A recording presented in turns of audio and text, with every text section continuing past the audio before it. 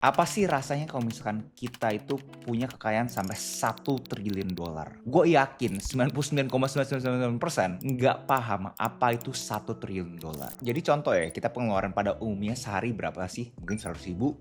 Kita beli kopi lah, beli makanan, bayar kris segala macam. Lu bayangin sekarang mendadak lu disuruh keluarin setiap hari 1 miliar, guys. Jadi ada orang yang menghabiskan 1 miliar setiap harinya non-stop, tanpa tidur, tanpa berhenti. Uang kekayaan 1 triliun dolar ya bakal habis setelah 40 ribu tahun. Masih belum bisa paham. Kita punya anggaran kurang lebih itu 3.800 T. Untuk bisa menghabiskan 1 triliun, itu berarti itu anggaran kita selama 4-5 tahun, guys. Masih belum dapat juga. Lu bayangin, ada manusia yang begitu lahir setiap detiknya tuh dapat $1.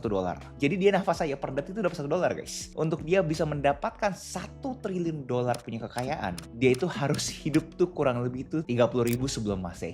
Udah mulai dapatkan konteksnya seberapa gedenya angka 1 triliun dolar ini, dan akhirnya ada manusia di planet ini yang berhasil mendapatkan itu semua. Namanya adalah Elon Musk. Disclaimer dahulu, ini video bukan tentang uangnya. Ini video menurut gue terhadap manusia yang tidak bisa menerima batasan di muka bumi ini. Dia menolak semua label, semua kategori yang dia ditunjuk. Dia pengen bikin kategorinya sendiri. Dan menurut gue cerita ini sangat bagus banget kalau misalnya kalian bisa akuisisi yang positif dan mengeliminasi yang negatif. Tapi pertanyaan besarnya adalah, apakah bisa kita cuma bisa menerima yang positif dan abis itu menghilangkan yang negatifnya? Dan gue udah coba merangkum apa yang gue dapatkan dari gue baca biografinya, tweet-tweetnya, studi kasusnya. Gue udah coba pelajaran semua untuk gue bisa akhirnya membuat video ini. Buat yang pengen tahu cepat aja gimana cara dapat 1 triliun dolar, jawabannya bukan nabung, jawabannya jadi pengusaha. Lebih tepatnya jadi owner dari perusahaan yang nilainya terus naik. Dimulai dari Zip2, startup software yang dia bangun di tahun 90-an. Perusahaan itu akhirnya bisa dijual dan dia dapat duit.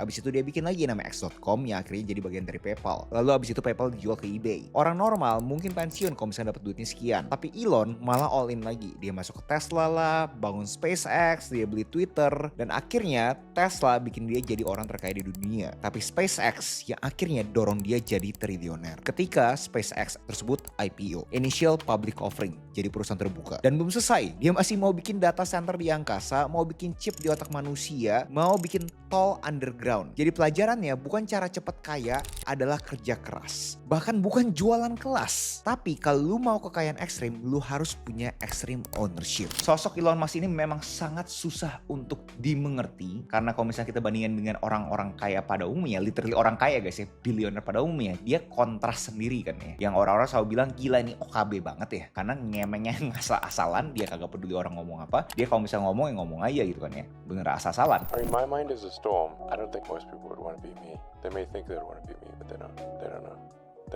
Makanya banyak orang yang kagak suka sama dia. Dan cerita produktivitasnya Doi, jangan ngomongin hasil ya, produktivitasnya ya suka didismiss sama orang-orang. Karena ada cerita Doi itu keluarganya dari dulu kecil udah kaya. Orang berasa ya lu kagak bisa ngomong lah terhadap dia pencapaian orang dulu udah kaya gitu kan ya. Dan ini pun sudah didismiss sama si Elon Musk berkali-kali di interview. Kalian bisa cek sendiri resourcesnya. Jadi apakah Doi itu mendapatkan kekayaan dari bapaknya? Jelasnya kagak. Terlihat dari hubungan keluarga bapak dan emaknya pun juga sudah tidak bareng-bareng. Dan itu kenapa gue berasa dari bukunya si Elon Musk make sense pas dia ngomong pas kecil itu dia dibully. Dan menurut gue menariknya adalah dia punya pelarian adalah perpustakaan. Di bukunya diceritain dia itu bisa menghabiskan waktu di perpustakaan dari dia pulang sekolah sampai malam lagi karena dia kagak pengen ketemu bulinya. Poin gue cerita ini adalah nggak selalu sesmooth yang kalian pikirkan guys. Kalian tuh selalu berpikir bahwa orang-orang yang punya pencapaian besarnya itu pasti hidupnya tuh wah melejit ya kan. Tapi ternyata dari masa kecilnya ya udah ada trauma. Dan dari kecil dia tuh udah suka banget sama yang namanya coding. Dan akhirnya dia buat perusahaan startup X.com. Bukan X yang sekarang tapi X yang dulu yang akhirnya itu merge jadi namanya PayPal. Dan di sini gue mau pause dikit ya. Pas dia itu pertama kali masuk ke dunia media, bukan media sosial, Doi pun akhirnya mencoba beli beberapa barang yang bisa kita ngomong sekarang tuh artificial. Karena kalau kita ngomong fast forward ke timeline sekarang, Doi kan udah bilang ya bahwa dia itu kagak punya aset apapun. Dia bahkan klaim dia nggak punya mobil gitu kan ya. Bahkan dia klaim dia nggak punya rumah.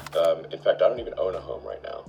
I'm literally staying at friends' places. I basically rotate through friends' spare bedrooms. Tapi pas zaman dahulu menurut gue agak unik aja. Emang pas awal-awal namanya kita pas muda kita punya pencapaian ya bingung mau duitnya dibawa kemana, ya akhirnya dibawa ke suatu bentuk yang material. Jadi menurut gue emang zaman dulu tuh pertama kali tuh dia dapat duit, dia masuk ke materi dulu. Tapi gue punya asumsi dia tahu bahwa kagak ada kepentingan dia di dunia materi ini, akhirnya dia pun juga kagak ngelanjutin perjalanan dia di dunia materialistis. Nah, begitu perusahaannya dia itu dibeli sama eBay, walaupun banyak drama yang terjadi sebelum perusahaan tersebut dibeli oleh eBay dan akhirnya pun sudah dibeli, Doi itu memang sudah terkenal relentless. Pokoknya Doi itu mau apa bener dia pengen coba eksekusi. Oleh karena itu saat dia dapat duit dari eBay, fresh money ini dia langsung distribusikan ke perusahaan-perusahaan baru lainnya. Lu bayangin guys, lu dapat fresh money ya, dimana pada umumnya pasti orang pengen coba enjoy lah ya. Enggak, ini Doi bukannya dinikmatin duitnya, tapi orang ini malah bikin perusahaan-perusahaan lainnya. Dan perusahaan-perusahaannya bisa dibilang adalah perusahaan-perusahaan yang sangat-sangat spekulatif. Kita ngomongin mobil listrik zaman dahulu yang bisa jalan sendiri. Kita ngomongin perusahaan angkasa. Lu bayangin guys, di tahun 2000-an mikirin terhadap perusahaan angkasa. Berapa banyak orang yang bisa mikir ke sana? Tapi Doi kagak peduli. Dia bener pengen distribusikan semuanya ke perusahaan yang menurut dia itu bisa membangun manusia. Bisa membuat manusia itu hidup lebih lama lagi. Dan kenapa gue ke-trigger bikin video ini ya? Karena grafis ini. Karena gue yakin mayoritas dari kalian pasti kagak pernah denger nama Elon Musk dari timeline sekian sampai sekian kan. Lu bayangin kekayaan dia tuh sangat-sangat stagnan kan ya. Kita nggak usah ngomongin tahun 2000 lah ya. Kita ngomongin tahun 2010 deh, 2012, 2013 deh ya. Kita ngomongin sebelum COVID gitu ya. Gue yakin nggak banyak orang tuh tahu terhadap Elon Musk. Terlepas dia punya kemampuan untuk public speaking, sampai sekarang pun bisa dibilang kurang bagus dibandingkan bilioner-bilioner pada umumnya. Jadi menurut gue di sini ada suatu katalis yang menurut gue dia punya cerita, dia punya studi kasus itu bisa relevan ke semua orang. Ini buat orang-orang yang selalu berasa hidupnya tuh di sana-sana aja. Kita jangan fokus terhadap kekayaannya, kita fokus terhadap grafisnya. Kalau misalnya kita nggak tahu ini kekayaannya siapa, kita kagak lihat angkanya, kita pasti berasa wah nih orang mah hidupnya di sana-sana aja. Dan belum kita ngomongin beberapa canon events, time frame kecil yang orang tuh mungkin kagak pernah tahu, yang bikin Elon Musk itu hampir nggak jadi Elon Musk. Kita ngomongin SpaceX, 3 kali Falcon itu meledak, habis tuh duitnya kan ya, udah kagak ada budget, dia udah pikir tuh 99% tuh kemungkinan SpaceX itu udah pasti jadi nol. Terus belum kita ngomongin Tesla, udah kagak ada duit, 2 hari lagi harus gaji karyawan, tapi nggak bisa bayar, udah siap. Dia sendiri pun nggak punya rumah, pinjam uang dari temen untuk bayar sewa. Ini semua terjadi di krisis keuangan global di 2008. Dan kalau misalnya itu kelamaan, kita ngomongin baru-baru inilah, pas dia beli Twitter. Banyak banget kan dinamika terhadap saat dia tuh beli Twitter. Sama seperti kalian yang sekarang berasa bahwa, wah ya bro, hidup gue di sini-sini aja. Dari tahun kemarin, 2 tahun lalu, 3 tahun lalu, ya gue penghasilannya sekian-sekian aja lah. Dan sama seperti Elon Musk, terhadap dia punya kekayaan ya segitu-segitu aja gitu kan ya, seperti kita bisa lihat. Tapi akan ada satu titik yang akhirnya itu bisa jadi eksponensial kan. Ya akhirnya bisa ngebuat dia itu jadi the first trillionaire dollar man in the world. Dan di sini gue yakin yang pemikirannya sangat kritis dan skeptis sudah mencoba menganalisa gimana caranya dia bisa terjadi. Terlepas dari semua skema IPO SpaceX terhadap likuiditas lah, terhadap fast track ke Nasdaq segala macam, Doi beneran akhirnya jadi triliuner. Gue ngapain fokus terhadap cara uangnya bisa menuju ke sana, gue pengen fokus gimana caranya dia tuh kerja. Dan menurut gue itu bisa lebih replicable, lebih bisa relate ke kalian semua. Menurut gue poin besar di video ini adalah lu kagak harus jadi Elon. Nggak semua orang bisa jadi Elon. Tapi menurut gue cara pendekatan dia terhadap kerja, menurut gue itu bisa kalian copy. Pertama, gue lihat orangnya ini tuh bukan cari peluang, dia itu cari yang namanya masalah.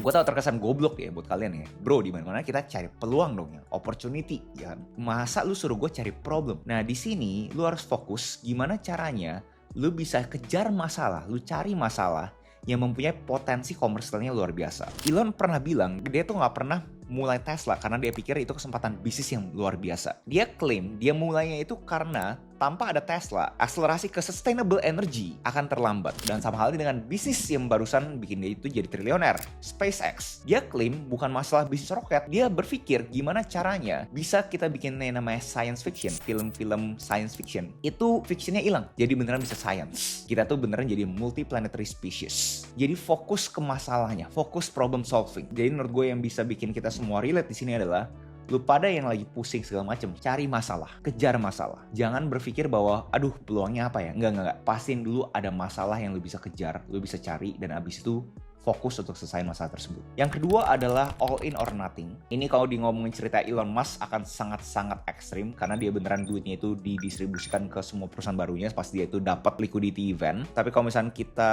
ngambil secara makro, ngambil secara prinsip, menurut gue bisa replicable. Jadi konsepnya adalah hell yeah or no. Jadi lu tuh beneran fokus gila-gilaan atau jangan. Nggak boleh di tengah-tengah. Kasusnya Elon Musk kan agak ekstrim ya. Dan itu pun bisa diatribusikan Doi itu pas kecil itu mungkin sering dibully. Jadinya umum buat dia terima suatu stres yang berlebihan, jadi risk tolerance-nya sangat tinggi, tapi konsepnya adalah lu itu kalau pengen melakukan sesuatu all in, gila-gilaan fokus di satu tempat tersebut gitu. Bener-bener di squeeze, bener diperes semua waktunya lu. Berikutnya adalah mempunyai kemampuan untuk yang namanya self learning. Karena baik lagi mungkin dia suka baca buku, jadi dia itu mempunyai kenyamanan terhadap baca buku. Membaca buku itu dimana gua klaim itu adalah satu-satunya medium yang bikin kita itu benar-benar berpikir secara kritis. Karena kalau misalnya kita ngomongin video ini, kita ngomongin podcast, itu kan bisa kedistorsi ya sama mic-nya seberapa bagus, visualnya seberapa bagus. Tapi kalau misalnya kita ngomongin cuma buku, itu benar-benar terlihat otak kita dengan tulisan kan. Kita harus bisa menginterpretasikan penulis tersebut tuh ngomongnya seperti apa. Jadi punyalah kebiasaan baca buku. Dan saat udah punya kebiasaan baca buku, selalu pikirin first principle thinking. Dimana Elon Musk pernah ngomongin ini juga. Basically ini adalah suatu metodologi cara berpikir yang dipopulerkan oleh namanya Richard Feynman, dimana dia bilang setiap kali lu pengen ngomongin sesuatu, lu pikirin dulu fundamentalnya apa. Contoh di sini lu konsumsi informasi yang namanya itu sunk cost, biaya tenggelam di dunia ekonomi. Nah, bisa gak lu